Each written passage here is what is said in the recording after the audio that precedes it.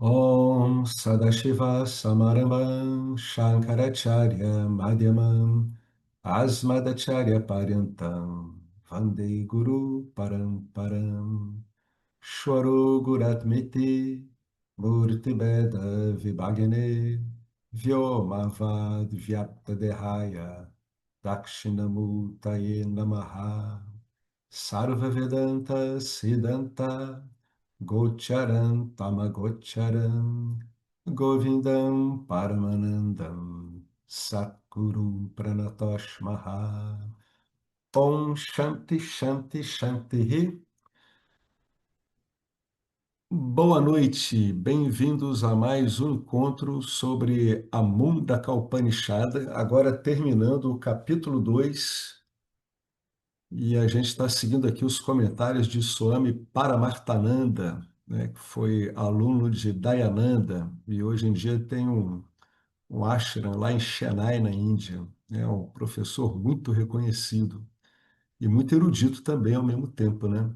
Então, o Paramartananda, ele resolveu tratar dos benefícios, né, do autoconhecimento como o último mantra, né? Embora esse mantra tenha aparecido antes de na verdade, os derradeiros três, né, desse capítulo. Por quê?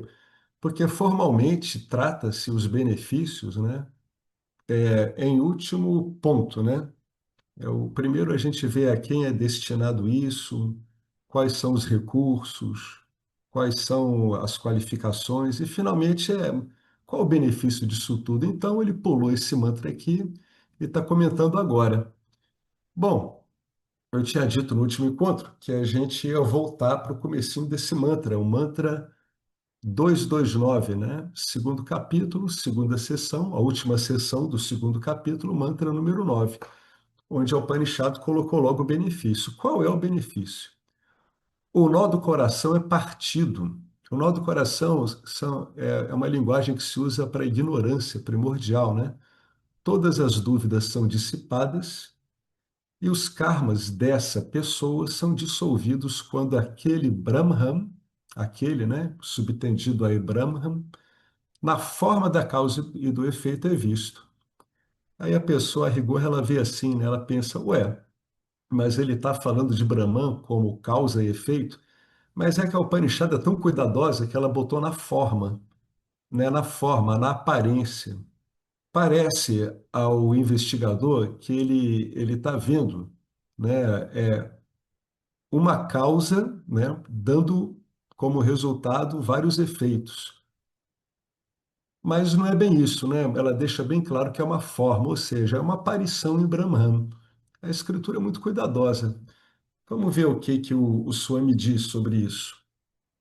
Ele diz aqui, ó, se eu praticar Shravanam, né, se eu ouvir atentamente, não parar com essa escuta, né, somente se eu fizer a revisão das aulas entre os domingos, que é chamado Mananam, é você tirar as dúvidas em relação ao que foi ouvido, e assimilar o ensinamento no seu dia a dia, né, a cada minuto, a cada segundo, Nididhyasana, os benefícios estão a seguir, né?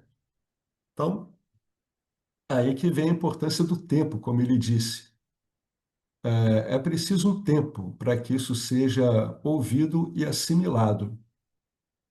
Bem, o Manana, que é ouvir, que é refletir sobre o ensinamento, sobre o Shravana, ele visa não questionar nada do ensinamento, mas questionar qualquer posição do estudante contrária ao ensinamento. Então, o que a Upanishad solicita, né? O que a metodologia do Vedanta solicita? Solicita que, quando o estudante encontra algo, né, na compreensão dele que é diferente da escritura, ele deixa essa compreensão dele provisoriamente de lado e assume o modo como a escritura trata esse assunto, né? É esse o jeito, né? Não é uma questão de conflitar com nada. É uma troca consciente. Essa é que é a ideia de compreender o ensinamento.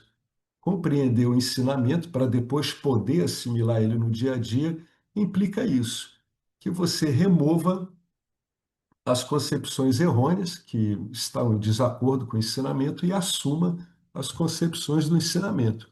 Lembrando aí que essas concepções elas podem ser provisórias, por causa da metodologia Adiaropa-Pavada, né? Onde você propõe algo provisório para desmontar justamente essas crenças enganosas e depois você retira isso e acrescenta uma outra, né? Que vai negar o anterior. Parece dialética isso. Até que chega um ponto onde você consegue realmente assimilar esse ensinamento. Mas vê bem que isso tem que passar por uma desconstrução do modo como nós nos vemos, sobre tudo isso, é o modo como eu me vejo. Se eu mudo o modo como eu me vejo, automaticamente eu vou ter que mudar o que eu chamo de mundo também, né? Então, o que que ele está querendo dizer? Ele vai aqui para uma expressão aqui, né? Esse, essa expressão aqui, Hridaya Granthi, é o nó do coração. É o nó cheio de nós do coração. A palavra nó aqui é usada no sentido figurado. O nó é sempre usado para unir ou conectar. É por isso que na nossa cultura o casamento também é dar o nó, é a expressão deles, né? Você tem o noivo e a noiva, agora falta dar um nó com a cerimônia adequada, né? Então é o que? É ligar. Na nossa mente também temos um nó. Qual é o nó? É a nossa conexão ao dito anátema, né? O não ser, o complexo corpo-mente.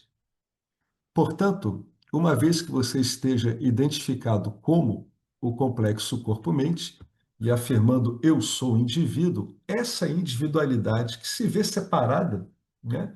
Porque ela está identificada com algo que é transitório, que é o corpo e a mente, isso é chamado de nó, também conhecido por ahankara. Ahankara é o que se usa popularmente, né? As pessoas traduzem como ego, como o conhecedor, né? O conhecedor o quê? De paravidear, quer dizer, aparavidear, que é o conhecimento inferior. É esse que é o conhecedor que se chama de pramata. Quando vocês lerem pramata, que significa conhecedor, está se referindo a esse arrancara. É aquele que conhece o assunto relativo ao conhecimento inferior, né? Que é o que a gente tratou nessa Upanishad lá em cima. Então, é esse que é o problema. É uma individualidade, mas é uma individualidade que se sente conectada ao corpo-mente. Então, o que que ela está vendo? Como ela está conectada ao corpo-mente, e o corpo-mente de cada um, ele tem uma limitação intrínseca ao desenho dele, a pessoa se vê como uma identidade separada. O ensino todo é para que essa individualidade, que se vê como uma entidade separada, ela consiga, né, na própria individualidade dela, entender que, em última instância, ela não está identificada com nada especificamente que não Brahman, que é ilimitado. Portanto, ela não vai se ver mais como uma entidade individualizada, separada. Por quê? Porque a separação e a identificação com o que é perecível acarreta sofrimento. A preocupação fundamental do Vedanta não é descrever fenômeno algum. No fundo, é retirar o sofrimento, é terminar com o sofrimento dado por essa identificação com o complexo corpo-mente, né? Então, esse nó do coração, ele tem muitos nós. O que que são esses nós? São esse monte de concepções paralelas a essa identidade que a pessoa, quando vai investigando, ela vai encontrando nela. Ela encontra nela, não é para ficar procurando nos outros, porque o trabalho aqui é você mexer com você mesmo, e você já vai encontrar muito trabalho ao mexer nisso, né? Então, o Vedanta, no fundo, a gente pede para a pessoa esquecer um pouco o outro, já que a visão do outro também acaba sendo um desses nós, né? Você está vendo o outro como uma individualidade separada também. Então, não é para se preocupar muito com o outro. A pessoa busca é aquilo nela que está em desacordo com a escritura, e assim sucessivamente, até que fique claro para ela que ela não é uma individualidade separada. Ela é uma individualidade, assim como uma folha é uma individualidade em relação a todas as folhas de uma árvore, né? Aquelas folhas todas, elas são unas, elas fazem a mesma coisa, atuam em conjunto, estão totalmente em interrelação, E a individualidade delas não quer dizer que elas sejam separadas, que elas estariam ali no papel em separado. Esse que é o problema do ego, do Ahankara. Ele se vê num papel separado. E como é que a gente sabe que é um papel separado? Porque o ego ele se vê como um fazedor, é ele que faz as coisas para ele o que? Desfrutar. Essa que é a ideia básica do ego. Então, nessa de ele desfrutar, ele está refletindo apenas a natureza intrínseca dele, que é ilimitada e que é plena. Então, na ignorância dele, o ego procura essa irradiação inerente a ele numa satisfação, né? Que é esse que é o grande problema. A entidade corpo-mente que se vê separada, o que que ela fica buscando? Satisfação através de todas essas formas, né, perecíveis. É isso que ela fica fazendo. Daí o sofrimento dela, porque essas formas mais cedo ou mais tarde vão embora. Então isso tem que ficar bastante claro, né? Qual é o nó principal? É a autoignorância, né? O Buda também falava isso, né? O problema é a ignorância, era isso que ele se referia.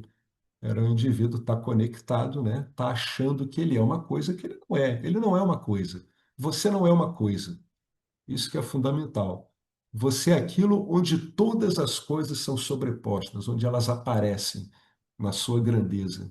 Na sua, que está ouvindo, é na grandeza das coisas. Uma vez que eu tenha dito Ahankara, muitas outras conexões dão as caras. É o que a gente estava falando. Aparecem muitas outras. Quais são essas? Tudo que você puder pensar, sem exceção. Pessoal, é uma generalização absoluta. O que? Tudo? Como assim tudo? Tudo. Quais são as outras conexões? Este é o meu marido. Esta é a minha esposa. Estes são meus filhos.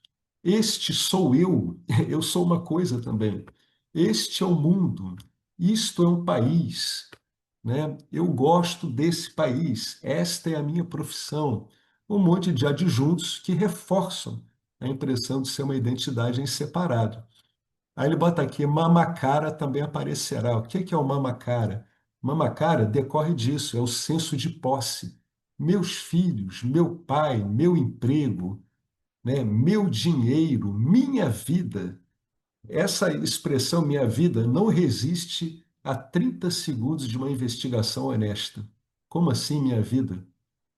A gente não sabe nem quanto vai crescer um pelinho na ponta do nariz ou da sobrancelha. Que minha vida é essa?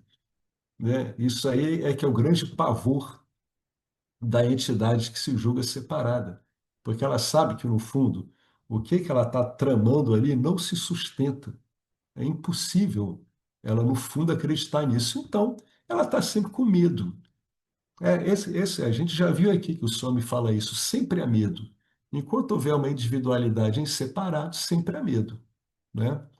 Arrancara, arrancara e mamacara não existem fora, existem apenas na mente, né? Derivam da identificação errônea, né, do Atman com a mente. Assim, chama-se a isto esse nó do coração. Aí ele continua aqui usando a palavra. Esse nó do coração, ele vai-se embora, né? E aí ele usa uma outra palavra, nirmamaha.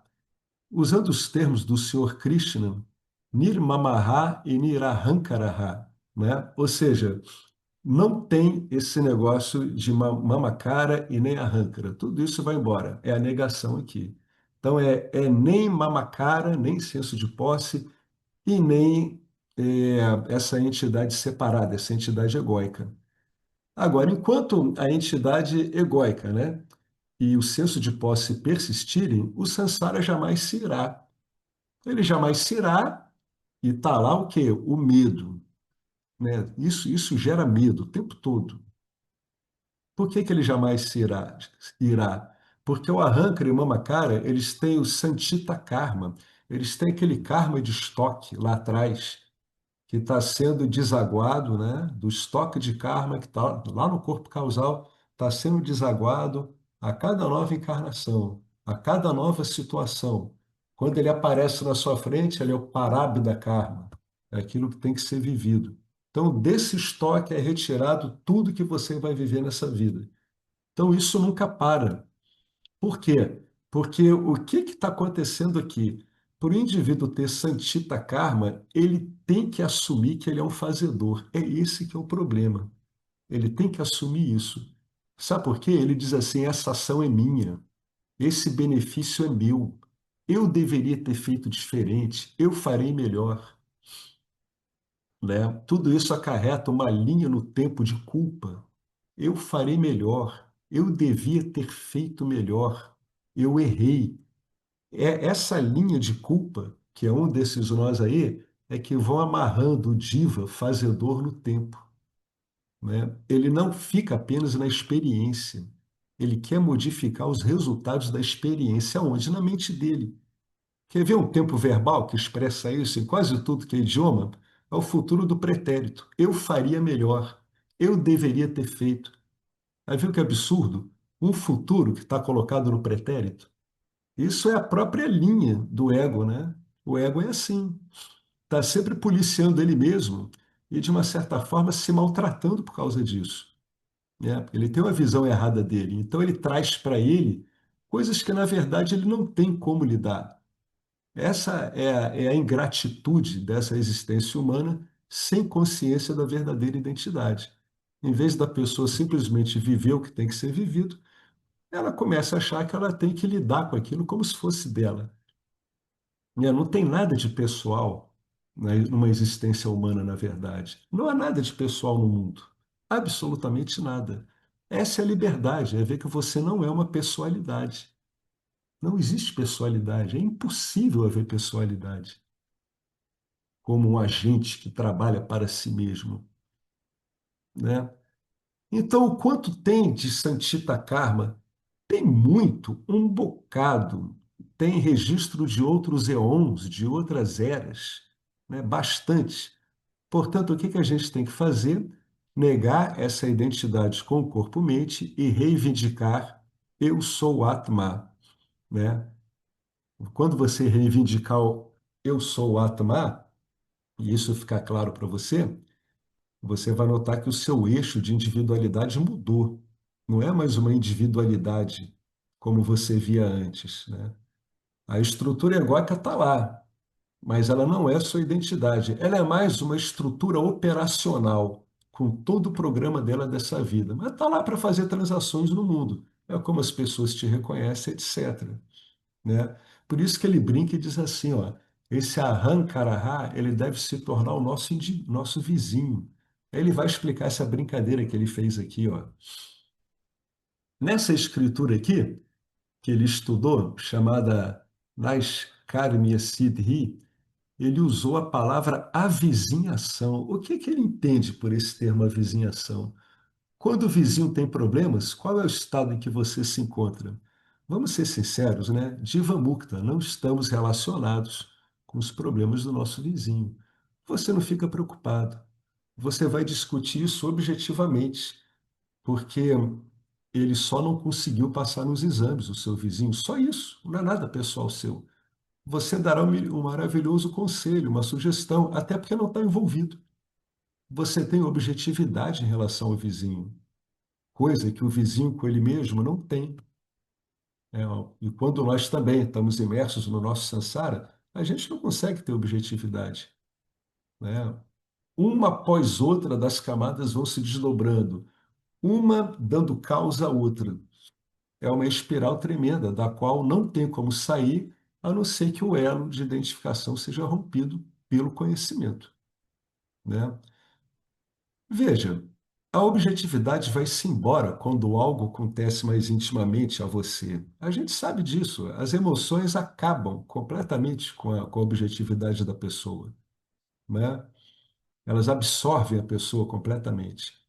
Quando a objetividade se torna firme, você sabe que no nível do anátema, que é a sua verdadeira identidade, nada está sob o seu controle. A ideia de controle, ela é uma falácia, é o que a gente viu aqui.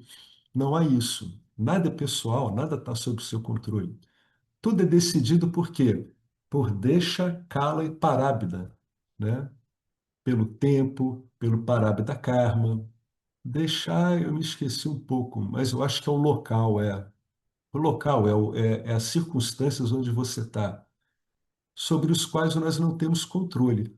Ou, né, falando objetivamente, temos um controle que é limitado, até onde podemos perceber. Muitas vezes a gente não vê a interação dos outros fatores, e muitos deles estão fora do nosso alcance mesmo.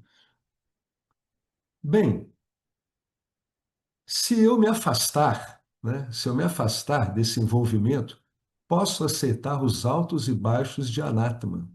O anátema, quando ele está vendo o estudo ocorrer, ele vai ver que tem altos e baixos. Isso é inevitável.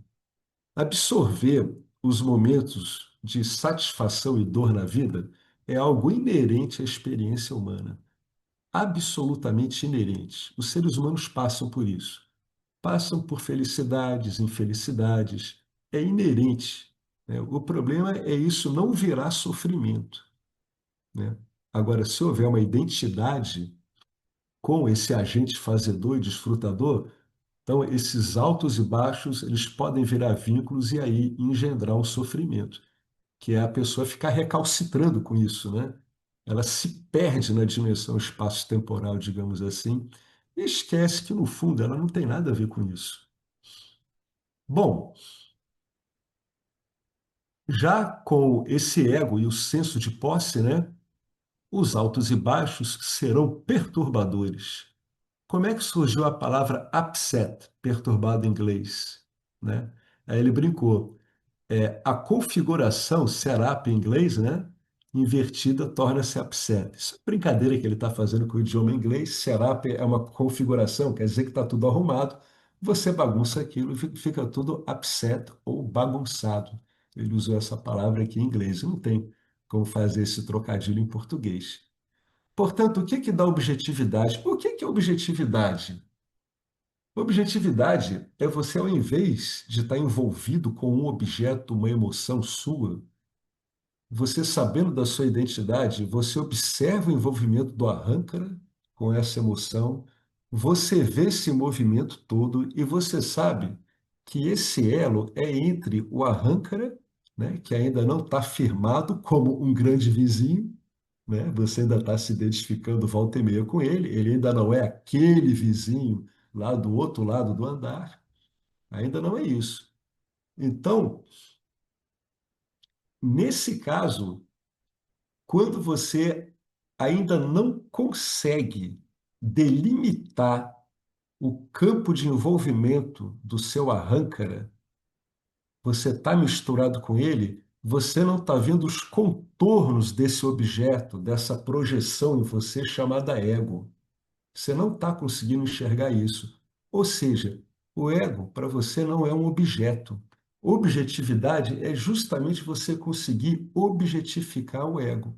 Quando você objetifica os movimentos dessa sua central de transações, chamado ego, aí você consegue vê-lo em atuação.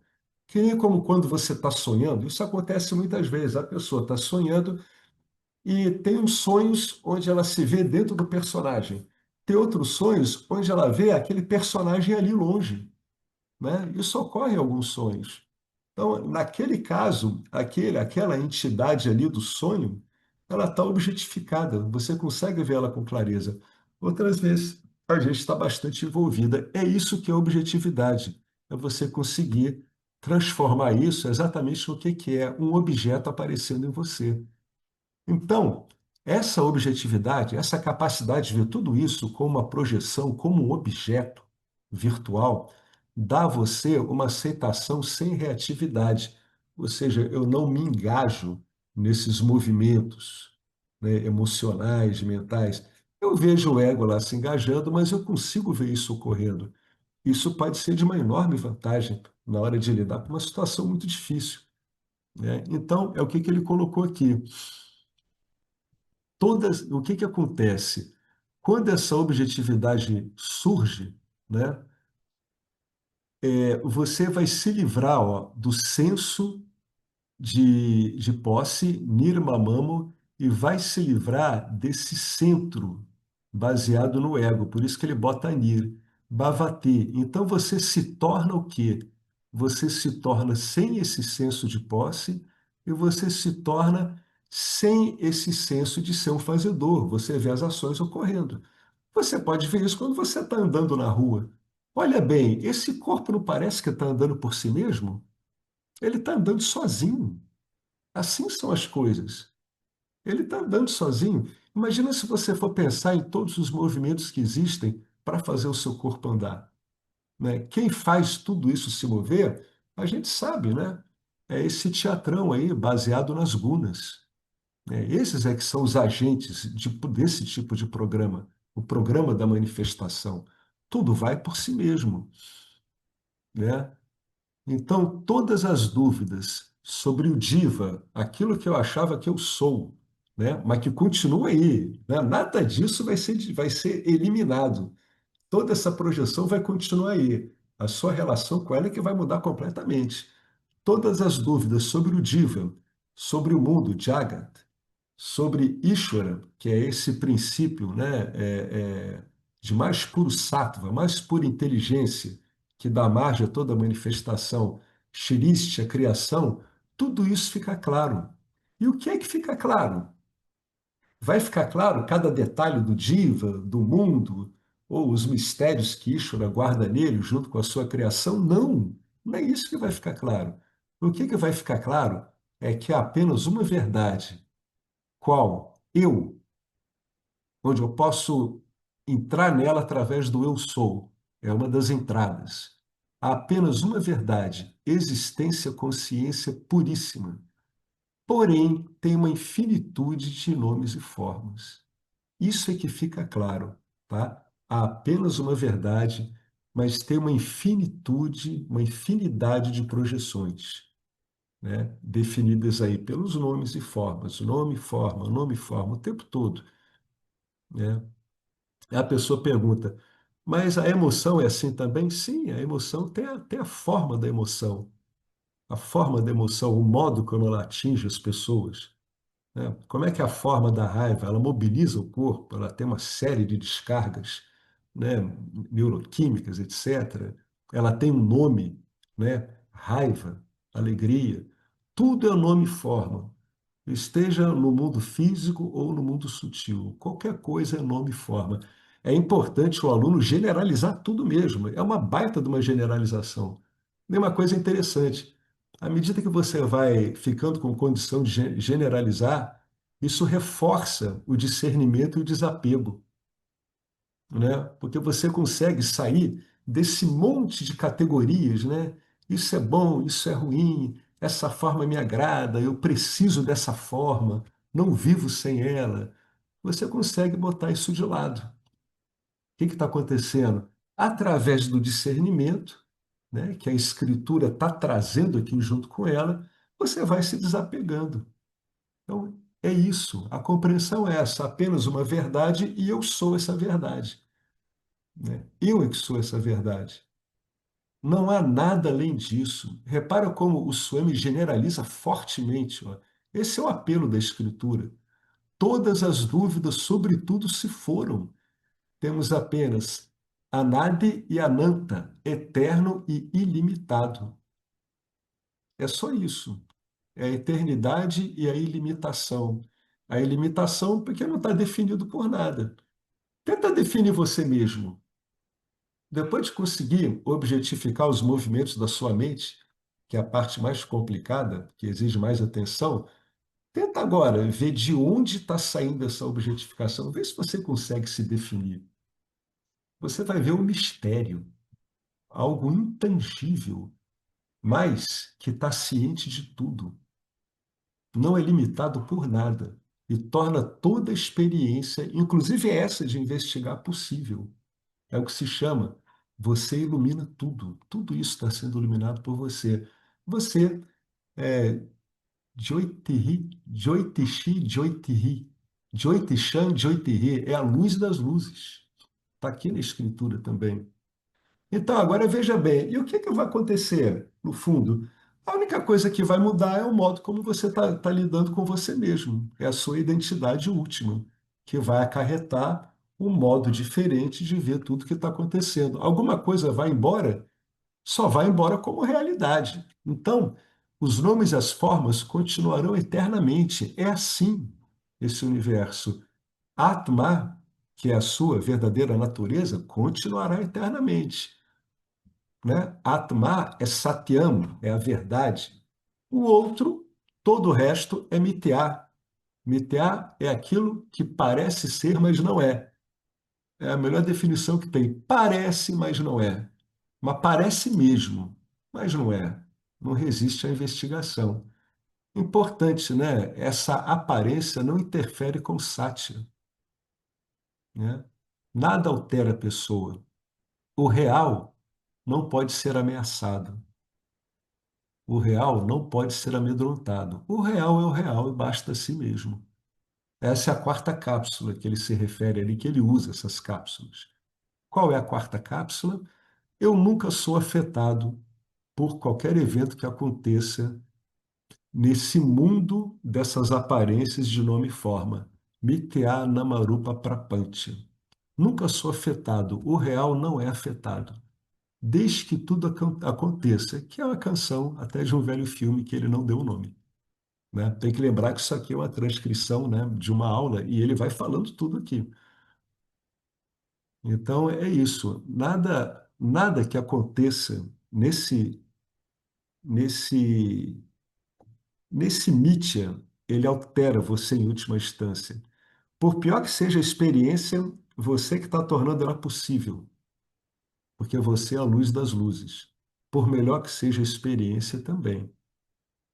Então, que as experiências terríveis não imobilizem a pessoa e que as experiências boas não agarrem a pessoa também, né? Sem vínculos. Não há nada pessoal. É o que a Bedananda disse para o James Swartz, né? O James Swartz perguntou para ele, quando estava indo embora, o que ele recomendava. Então, James Swartz achou que ele ia dar fazer uma grande digressão sobre alguma escritura, tudo. Aí o Abedananda só riu, botou a mão no ombro dele e disse assim: não leve nada disso tão a sério. Não tem nada de pessoal nisso tudo, né? Absolutamente nada. Não leve tão a sério.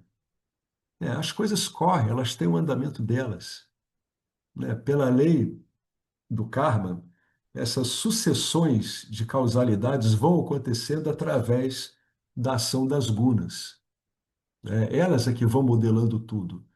Elas não são apenas os tijolos de construção, elas fazem o modo como as relações ocorrem, né?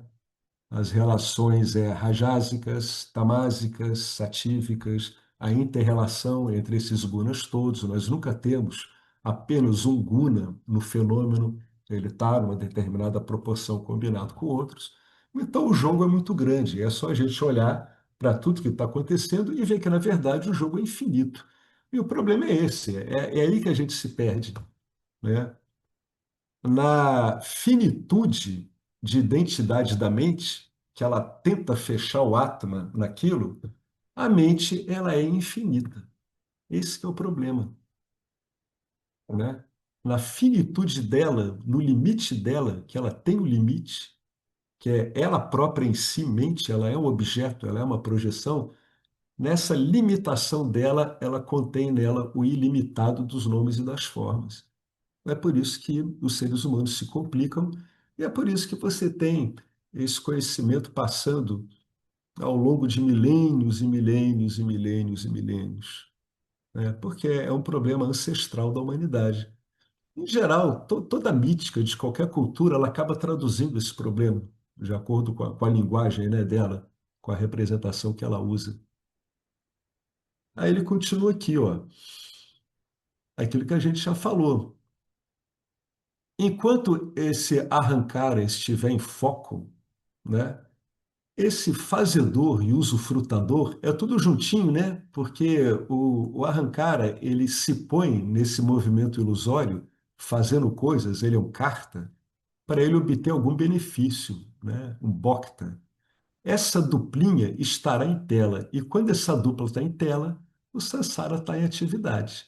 Enquanto houver o karta bhokta, teremos o santita karma, né? A gente vai ter aquele estoque lá infinito de karma sendo acionado. Repara que é um fazedor esperando conseguir alguma coisa. É isso que é karma, é isso que é samsara. Eu estou fazendo algo esperando alguma coisa. Ou me aproximar de algo que eu gosto, ou me afastar de algo que eu não gosto. Sempre assim. Pá, pá, não para. Está o tempo todo assim, altos e baixos, né? O Prarabdha, que é esse karma que está se desenrolando aí na sua frente agora, continuará a fazer algum trissamã. Eu não me detive nessa palavra, não, porque ela tem milhões de significados, né? É uma dessas palavras do sânscrito aí que tem vários significados. O sânscrito tem muita polissemia. O que que é polissemia? Por exemplo, a gente em português tem alguns, né? Você fala assim, manga, fruta. Por outro lado, a pessoa diz, olha, a manga da sua camisa está recolhida. São completamente diferentes. O sânscrito é cheio disso. Tem esse trissamã, quem quiser consultar aqui, eu botei esse termo. Aí você vai ver lá uma lista enorme. Eu não sei exatamente o que que o Swami quis dizer com isso. Então, esse karma se desenrolando agora, na sua vida, exatamente agora, vai continuar. E o Agami Karma também, aquele que você está insetando no futuro devido às ações que já estão sendo geradas por causa do desdobramento do Parabdha Karma agora. Ou seja, isso aqui não tem saída.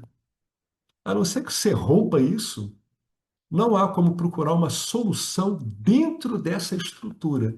Ela é desenhada Ela é desenhada para você não sair. Pronto, essa aqui é a verdade. Podem rezar para Eixoara, reclamar dele, xingar ele do que ele quer. Ele vai te dizer que o ponto não é esse, você está perdendo o ponto, volta para a escritura, porque a coisa é desenhada para você não sair, é para que você se veja eternamente como um karmi, como uma pessoa que está agindo. Esse é o desenho, é isso que tem que ser aceito. Quer sair daí? Tem que romper a identidade. Aí não adianta reclamar também, porque Ishvara vai te dizer que ele já deu tudo para você romper.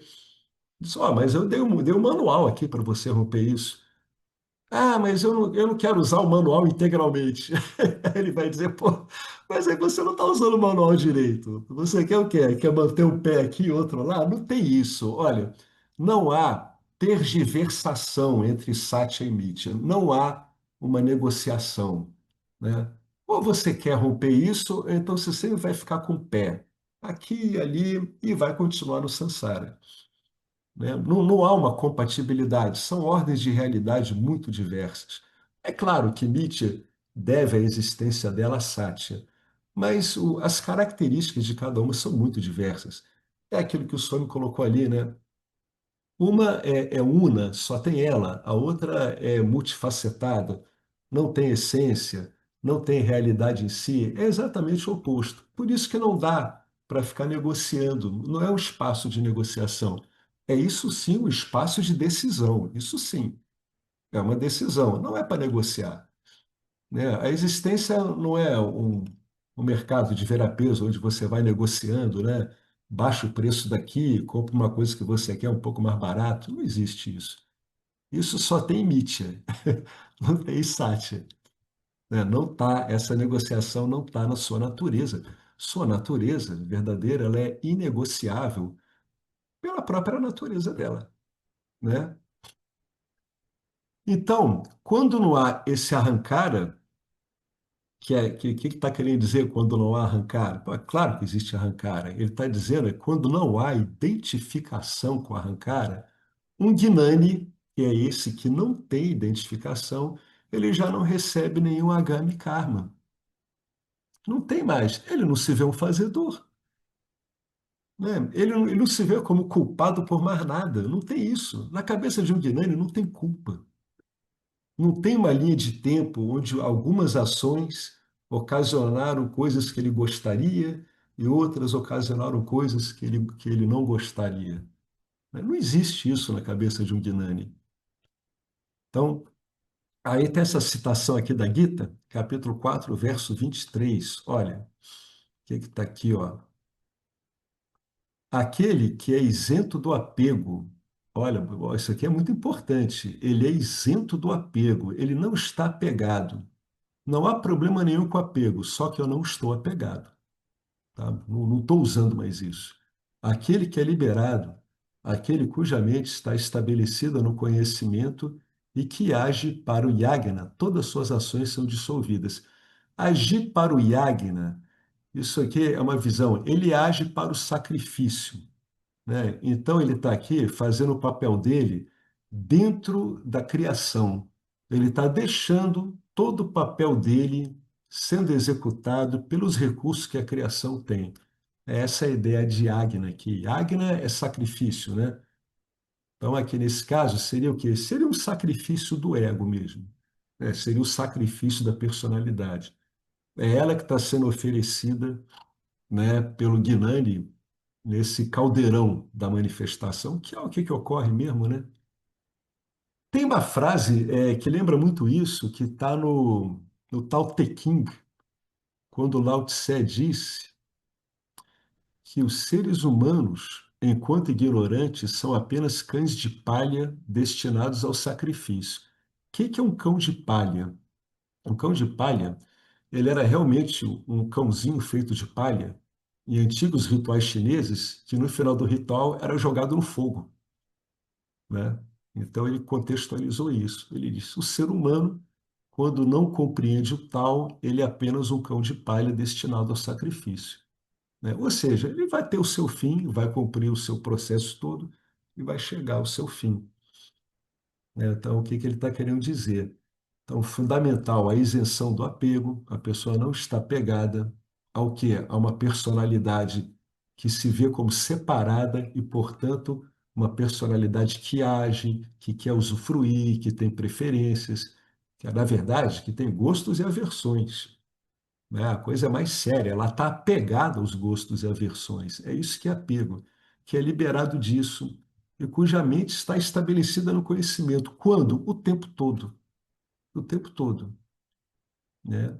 E que não cria confusão e nem resistência em relação ao desenrolar do campo dármico, tá? Então, todas as suas ações são dissolvidas e não vão gerar karma, né? Bom, os karmas do Gnani são como sementes torradas. As sementes torradas não germinam, né? Eles não podem germinar em Punya e Papan, né? Nem ações virtuosas e nem ações más, né? Sendo assim, todos os seus karmas são destruídos. O Prarabdha, ele é torrado na hora que ele está aparecendo. Ele não gera mais karma. Ele faz, claro que ele faz. Ele come, ele conversa, né? Ele vai lá, ele compra uma coisa, ele anda um pouco, talvez caia num buraco, quebra o pé, como tem Gnani aí que se machuca por aí, né? É que nem uma pessoa qualquer. Mas isso aí já não está mais gerando nada. Ele vai aceitando isso naturalmente, como aquele yagna sacrificial ali, jogado no campo dármico, né? O Sanchita e o Agami são destruídos. Não, ele não vai ser mais atingido pelo estoque de karma, ele não se vê como fazedor, e também ele não está gerando karma para frente, porque o parábida dele está torrando, né? Ocorre aquilo ali, mas não gera consequências. Por que torrado? Porque continua, mas sem poder de vincular.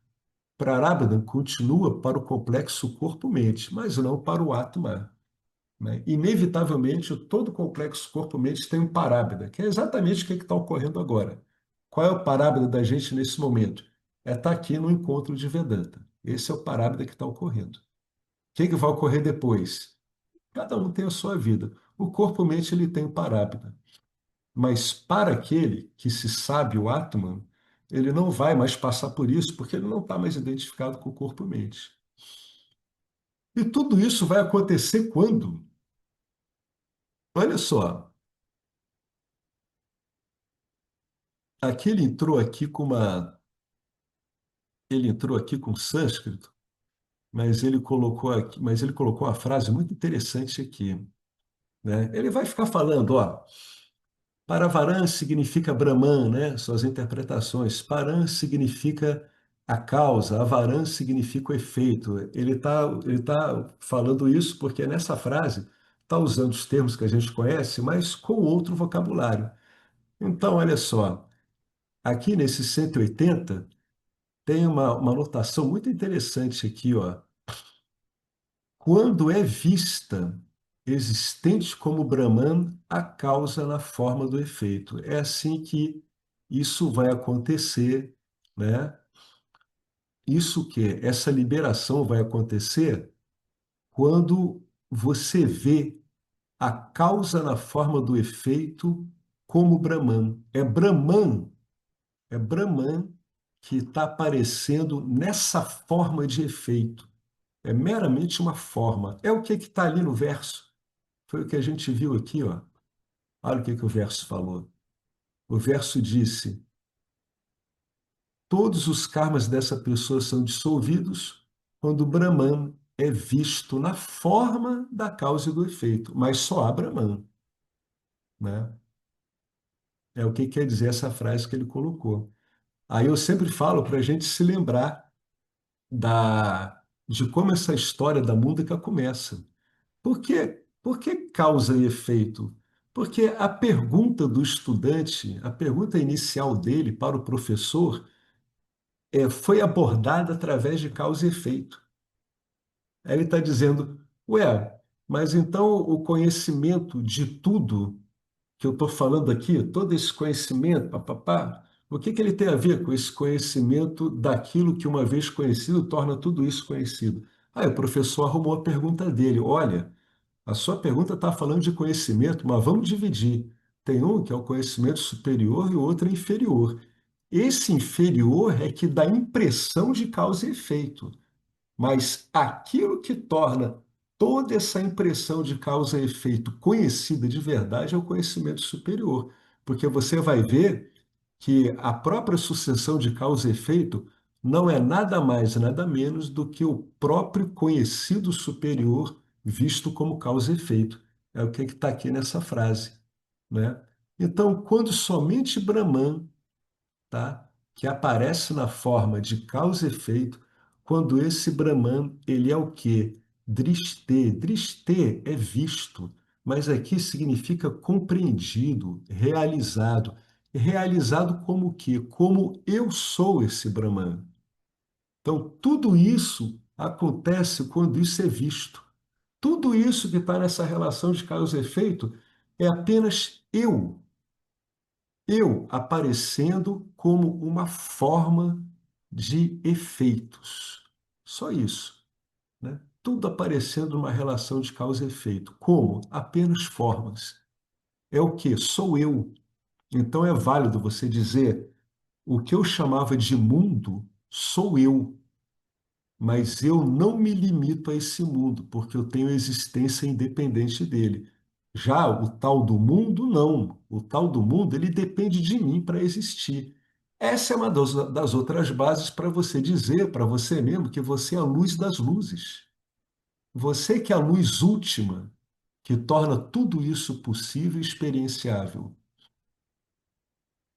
Realização, isso aqui é muito importante, tá? Principalmente para quem teve muita bagagem espiritual, que é o caso de muitos de nós aqui, inclusive eu. Realização, quando você claramente vê que esse Brahman aí, ele é você mesmo, é o eu sou, Atma é igual a Paramatma, né? Quando isso é claramente realizado, isso não é uma experiência. Por isso que ele está querendo dizer aqui, ó, ele sempre fala disso. Toda a escritura de Vedanta toca nisso. Realização não significa alguma experiência mística, etc. Realizar Brahman não é uma experiência. É saber que sempre foi você por trás de todas as experiências.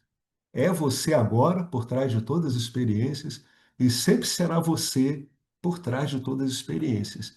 É ficar tanto com isso, convicto, que tem uma hora que você olha para qualquer coisa e você está vendo é você mesmo, né? Mas sim, realização significa reivindicar-se como eu sou, como essa luz última. Isso que significa realização. Reivindicar quer dizer que eu passei por um processo de apuração de discernimento. Eu agora sou capaz de dizer para mim o que que eu sou, com base na Escritura. Eu passei por esse processo todo. Isso que quer dizer reivindicar. Sim, é isso mesmo. Eu removi minhas dúvidas. As dúvidas sumiram. Eu realmente sou esse eu sou, que é a base de existência de tudo que eu estou vendo aqui. Quando? Quando é que a gente fica reivindicando isso? Não é aos domingos de manhã, de 7 às 8, que deve ser quando ele dá aula, né? Não. Quando? A toda hora, durante a semana toda. Torne essa sensação de uma individualidade separada ou arrâncara um vizinho e siga em frente com a vida, sabendo que a vida é assim, altos e baixos, né? A vida será assim assado e geralmente ocorre desse modo. Por conseguinte, a vida será cheia de altos e baixos constantes.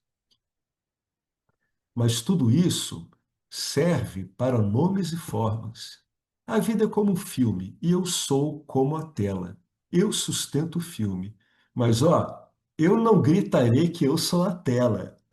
Por quê? Porque aí eu vou dizer que eu sou a tela e as imagens que estão aparecendo na tela, elas são eu também, tá? Elas são familiares. Com o tempo, o estudante ele começa a notar uma estranhíssima e incompreensível familiaridade com tudo. Ele está muito familiar com aquelas imagens. Aí vem uma escritura que diz assim: sabe por que você está familiar com tudo isso? Porque tudo isso é você, mas você não está limitado por essas imagens. Mas elas são fundamentalmente você. Elas são a sua própria existência. Aí ele termina, né? Com isso, o fruto do conhecimento também está completo. A segunda sessão está concluída. O segundo capítulo chegou ao fim e o terceiro capítulo veremos na próxima aula. Querem falar alguma coisa? O Alex, fala aí, principalmente tem muita gente nova no grupo, a, a distinção de autoconhecimento e autorrealização. A distinção? Do autoconhecimento, porque eu notei que tem gente que não trata como a mesma coisa, que o autoconhecimento é você saber, a outra coisa, Sim. autorrealizar é você estar estabelecido, né? Numa É, dualidade.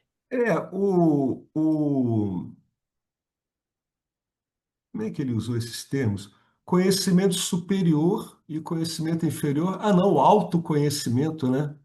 Ah, tá. Tem essas nuances, né? A pessoa diz assim: ah, eu sei o que eu sou, mas ela fica flutuando, né? É o efeito vagalume. Autoconhecimento, eu sei o que sou, mas muitas vezes isso me escapa, né? É o tal do efeito vagalume. Parece que a pessoa apaga e acende, apaga e acende.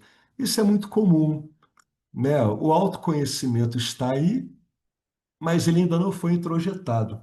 Bom, o que está faltando aí? O que está faltando é a pessoa continuar insistindo em Shiravaram, Mananam e Nididhyasana. É isso que ela tem que ficar fazendo. Ela tem que ouvir de novo e ela vai encontrar algumas nuances no Manana que ela ainda não viu.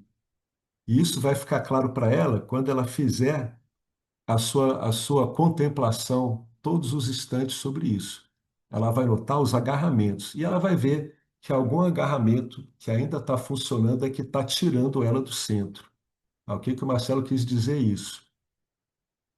É que o autoconhecimento ele ocorre e é comum que o estudante fique oscilando por um tempo.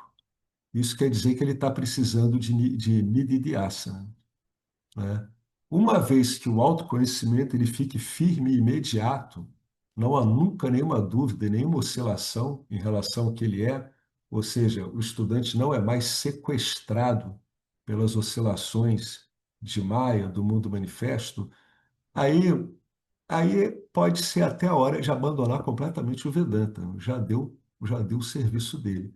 O Vedanta é um meio, né? Ele não é o conhecimento final ele é intransferível, e o indivíduo pode até mesmo abandonar o Vedanta, como ocorre com vários, né? Ocorre com várias pessoas, só que não aparecem, né? O indivíduo some de novo na vida sabendo o que que ele é, sem problema nenhum. Então tem essa nuance aí. Então o autoconhecimento, ele só vira uma autorrealização quando isso está firme e forte.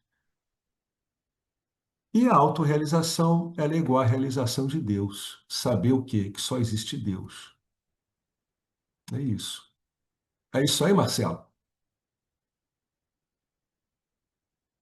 Você Sim, tem que obrigado. você tem que acrescentar alguma coisa? Boa essa coisa do Não, é Marcelo. porque eu sei, porque quando eu comecei, eu via falar e até como alguém falar isso claramente, entendeu? Eu tratava Uhum. autoconhecimento, autorrealização, a gente ficava meio flutuando, eu lembro, entendeu? É, eu E vira e também. mexe, o professor mesmo fala. Até no final de semana passada ele tocou de novo nesse assunto. Ele sempre fala assim: quando o autoconhecimento aconteceu para mim, o Vedanta chegou para mim, eu já tinha Isso. o autoconhecimento, né? Mas não era realizado. É isso que ele quis dizer. Então, para deixar isso Isso. claro, eu acho que é interessante. Tem muita gente, não só que está na aula aqui, mas que está no grupo, que vai assistir depois. Eu acho que é importante isso daí. Uhum. Para as pessoas não É confundirem. importante Ah, eu mesmo. tenho autoconhecimento e acho que tá. Pode confundir com a autorrealização, né? Que são coisas distintas. É importante. O assunto do professor Arlindo, né, o modo como ocorreu com ele, não é incomum. A pessoa tem a convicção de que ela é a consciência, mas ela flutua. Nessa hora, um meio como o Vedanta, ele chega de um modo decisivo. Para quê? Para a pessoa afirmar isso. Ela afirma através do Nididhyasana, tá? Que ela afirma isso na experiência ordinária dela. Agora, para que ela faça um bom Nididhyasana, ela tem que ter feito um bom Shravana e Manana. Isso não é uma sequência assim, né? Linear. A pessoa fica indo e voltando. Por que que ela fica indo e voltando? Para lidar com as flutuações. Cada hora ela chega numa camada de identidade que ela não sabia que tinha. Muitas vezes as pessoas sabem quais são essas camadas, você não sabe. Esse que é o segredo. A pessoa está te olhando de longe e sabe, pô, aquele fulano é assim, assim, assim. Aí depois de um tempo, você diz assim, puxa, as pessoas falavam isso para mim há 25 anos, elas estavam certas. Mas agora o que que importa é que você viu. Aí você vai trabalhar o Nididhyasana em cima disso. Vai ver aquilo atuando e vai contrapor o conhecimento. Então, é aquela coisa, quem ainda não está firme na autorrealização, está com autoconhecimento, mas não está com autorrealização, isso quer dizer que precisa de Nididhyasana. E, por conseguinte, precisa continuar ouvindo e refletindo sobre o ensinamento. Agora, à medida que isso ocorre, a pessoa ela vai compreendendo cada vez mais a precisão do ensinamento, né? E a necessidade dele. Então, espontaneamente, ela vai se aprofundando mesmo. Porque ela não tem mais como voltar, nem que ela queira, é impossível, e ela vai ter que se virar com o que que apareceu, né? Até que isso fique uma coisa bem firme e imediata, né? Como falava o James Schwartz, né? É firme ele usava uma combinação de palavras, steady, alguma coisa, como se fosse uma coisa firme e imediata. Firme é que não há dúvida, imediato é que não há margem para que isso seja desvirtuado durante uma experiência. É a primeira coisa que aparece. Então, em qualquer experiência, a pessoa ela tem que procurar isso. Ela vai garimpar ela lá, né? A verdade dela em cada experiência. Como Swami Sarvapriyananda, da Fundação Ramakrishna, fala, você vai garimpar o diamante que você é na poeira das experiências. Ele tem essa expressão que é muito bonita. Isso que é o Nididhyasana. Eu estou garimpando o diamante que eu sou na poeira, né? Nesse suor dessas experiências, esse monte de poeira erguida, essa confusão toda. Cada instante está o diamante que você é lá. Isso que, quando isso fica, né, definitivamente firme e estável em qualquer experiência, aí é o que o Marcelo tocou aí. Isso é realmente uma autorrealização, né? Então, o caso da pessoa ter conhecimento e não ser autorrealizada é bem mais comum do que a gente pensa. Beleza? Muito bom, Marcelo, ótimo isso. Dá para esclarecer muita coisa. É o que a Escritura diz aqui, né? Olha só, onde é que está isso aqui no verso? Ó? Todas as dúvidas são dissipadas, ó. O nó do coração é partido, ou seja, a sua identidade egóica foi rompida e foi transferida para outro ponto. As dúvidas em relação a isso, né, que mesmo com esse nó do coração partido ficam oscilando, foram dissipadas, né? O Nididhyasana cumpriu o papel dele. E agora ele dá os efeitos, né?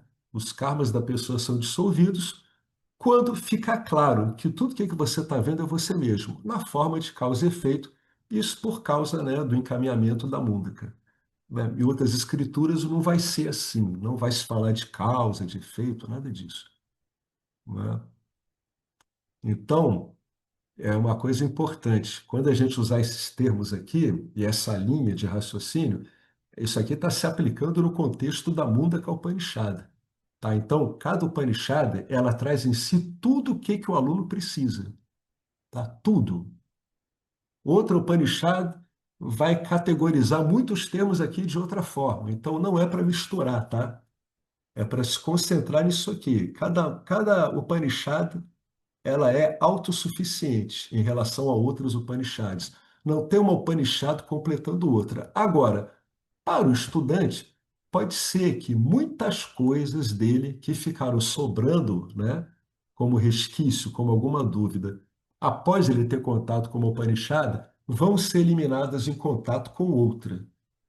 Tá? Agora, outro estudante pode não absorver nada dessa, pode ir lá para Brihadaranyaka Upanishad e assimilar aquilo ali tudo, né?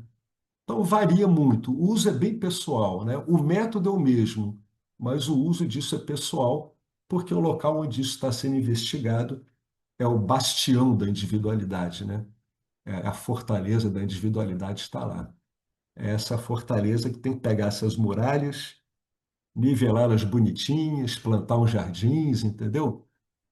Planta aí umas coisinhas legais, bota umas flores. São essas muralhas que vão sendo removidas pela Upanishad. É por isso que às vezes a pessoa ouve uma Upanishad, depois ouve outra, aí uma hora a ficha cai. Ela, caramba! Aí ela pensa assim, poxa, mas isso aqui eu já vi em outras. Sim, já viu. Mas, como diria o Swami Chimayananda, no momento em que você viu isso em outras, as outras escrituras não conseguiram te atravessar. Essa que você está comentando agora conseguiu atravessar você, né? Entrar nessas muralhas e passar por você. Beleza, gente? Muito bom. Alguém quer acrescentar alguma coisa? Muita coisa aqui para ficar contemplando, né? Muita coisa. Engraçado, muita dúvida que a pessoa tem vai caindo com isso, né? Tem até aquelas histórias, né? Da vez a pessoa chega lá para, né, no ashram tudo, para ter uma aula, etc. Ela vai ficando quieta lá, ouvindo. No final, ela nem se lembra mais quais as dúvidas que ela tinha, né? Isso é bem comum. As dúvidas vão caindo e, na maior parte das vezes, caem. É estranho isso, caem sem a pessoa sequer se dar conta. É muito misterioso tudo isso. Quando ela vê, não está mais lá. Ela nem se lembra mais. Legal, gente? Então, no encontro que vem, a gente começa o terceiro capítulo. Mas o eixo da Mundaka são esses dois capítulos, são esse capítulo número 2, especialmente a sessão número 2. Esse é o Gnana Yoga mesmo daqui. É onde o Gnana Yoga floresce, na Mundaka é aqui. Tá joia? Bom, pessoal, maravilha então. Então a gente encerra, né? Alguma dúvida? Não há dúvidas. Se tiver dúvida, anota no papelzinho e vai para o nido de ácido. Se ela persistir, traz para cá. Nem sempre o nido de ácido é agradável, viu? Muitas vezes não é. É chato, é picuinha, parece um carrapato. Tá joia? Falou, pessoal. Om Purnamadav Purnamidam Purnat Purnamudachyate Purnasya Purnamadaya Purnameva Vasishate Om Shanti Shanti Shanti Harihi Om Shri Gurubhyo Namaha Harihi Om. Gratidão ao Dakshinamurti.